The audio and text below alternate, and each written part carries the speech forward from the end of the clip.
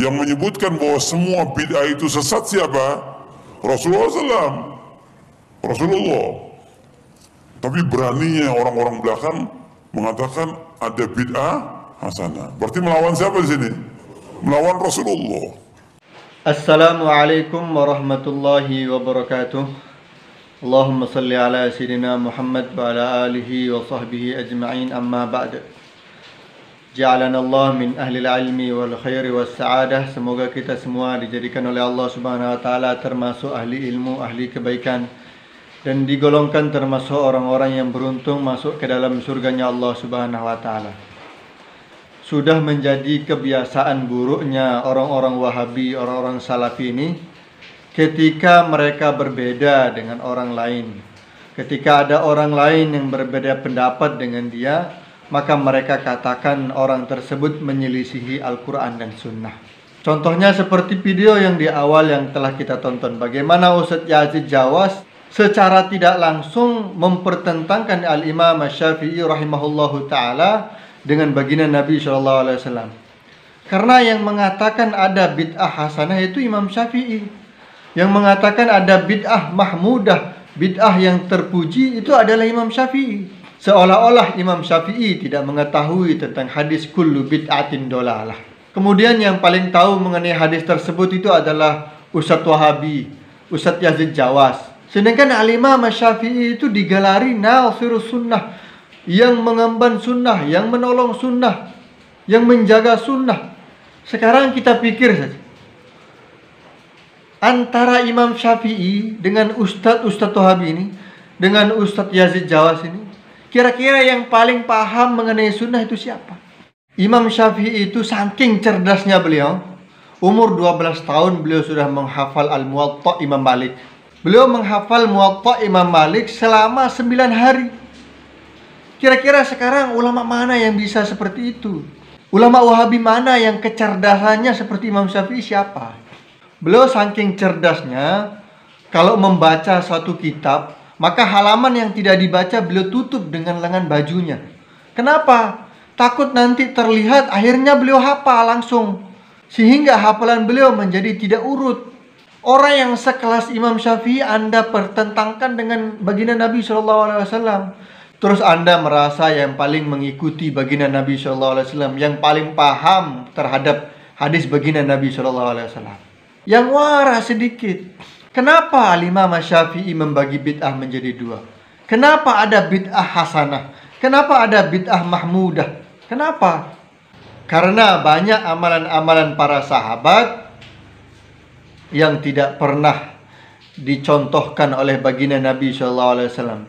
Di antara contohnya yang masyhur, yaitu Sayyidina Umar ketika beliau menjadi khalifah, melihat orang-orang tarawih berpencar-pencaran, maka akhirnya beliau berinisiatif untuk membuat tarawih menjadi satu, diimami oleh satu imam, kemudian rakaatnya dibuat 20 rakaat, sehingga akhirnya Sayyidina Umar ketika malam berikutnya beliau mengatakan ni'matil bid'atu hadihi, sebaik-baik bid'ah ya ini. Ini adalah bid'ah yang baik maknanya. Sehingga Anda ketika mengatakan bahwasanya, orang yang mengatakan bahwasanya ada bid'ah hasanah, ada bid'ah yang baik, Anda pertentangkan dengan baginda Nabi SAW, maknanya Anda pertentangkan Sayyidina Umar dengan baginda Nabi SAW. Sedangkan baginda Nabi SAW pernah bersabda, Allahu ja'alal haqqa ala lisan Umar. Allah telah jadikan kebenaran di dalam lisannya Sayyidina Umar. Kemudian ada hadis yang diriwayatkan oleh Al-Imam Al-Bukhari dan begitu juga diriwayatkan oleh Al-Imam Muslim, yaitu ada seseorang ketika sholat di belakang baginda Nabi SAW, ketika bangun dari ruku, maka dia membaca Rabbana walakal hamdu hamdan katsiran tayyiban mubarakan fih. Kemudian setelah selesai, baginda Nabi SAW bertanya, Manil mutakallim? Siapa yang mengucapkan kalimat tersebut tadi? Maka laki-laki tersebut mengatakan, saya ya Rasulullah. Kemudian baginda Nabi SAW mengatakan, saya melihat 30-an malaikat berebutan untuk mencatat pahala bacaanmu tadi. Nah, itu amalan tersebut, bacaan tersebut setelah ruku tidak pernah dicontohkan oleh baginda Nabi Muhammad SAW. Akan tetapi dikerjakan oleh sahabat tersebut. Bukan malah mendapatkan ancaman dari baginda Nabi, kamu melakukan suatu bid'ah, nggak pernah saya contohkan. Bukan. Bahkan mendapatkan rekomendasi bahwasanya amalan tersebut adalah amalan yang baik. Baginda Nabi mengabarkan bahwasanya 30-an malaikat berebutan untuk mencatat pahalanya.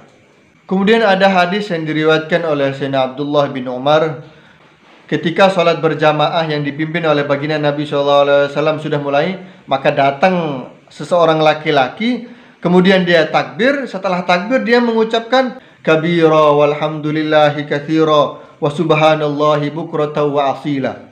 Setelah selesai sholat, baginda Nabi bertanya, man sahibul kalimat, siapa yang mengucapkan kalimat tersebut? Maka laki-laki tersebut mengatakan, ana ya Rasulullah, saya wahai Rasulullah. Wallahi ma aradtu biha illal khair. Demi Allah ya Rasulullah, saya tidak mengerjakannya kecuali niat saya itu baik. Maka apa komentar baginda Nabi SAW? Beliau mengatakan, laqad ra'aitu abwaabas samai putihat lahunna. Sungguh saya telah melihat pintu-pintu langit dibuka karena kalimat tersebut.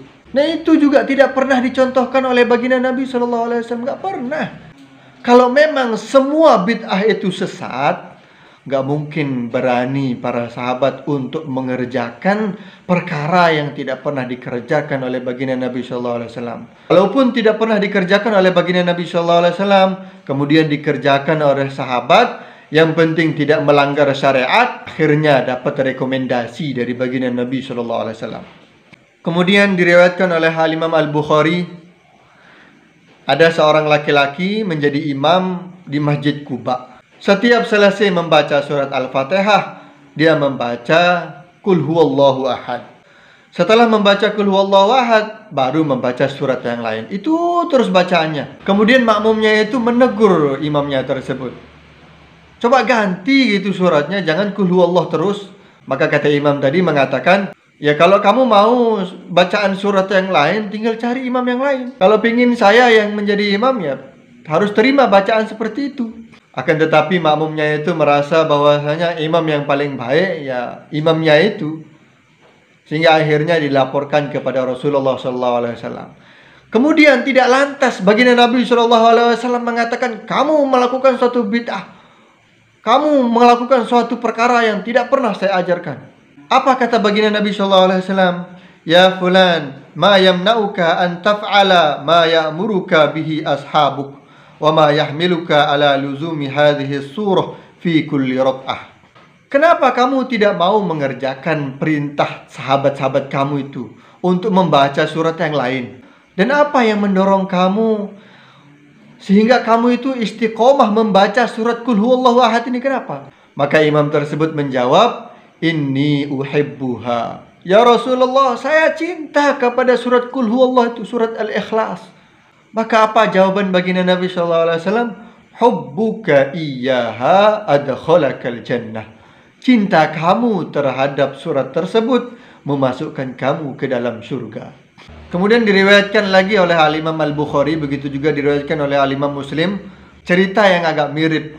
Tetapi ini dia imamnya itu membaca surat Qul huwallahu ahad di akhir surat. Jadi maksudnya dia menutup suratnya itu dengan bacaan Qul huwallahu ahad. Kemudian dilaporkan kepada baginda Nabi SAW. Maka baginda Nabi SAW menyuruh orang yang melapor tersebut untuk bertanya kepada dia, apa yang mendorong dia untuk senantiasa membaca seperti itu. Maka apa jawaban dia? Dia mengatakan, li'annaha sifatur rahman wa ana uhibbu an aqra'a biha.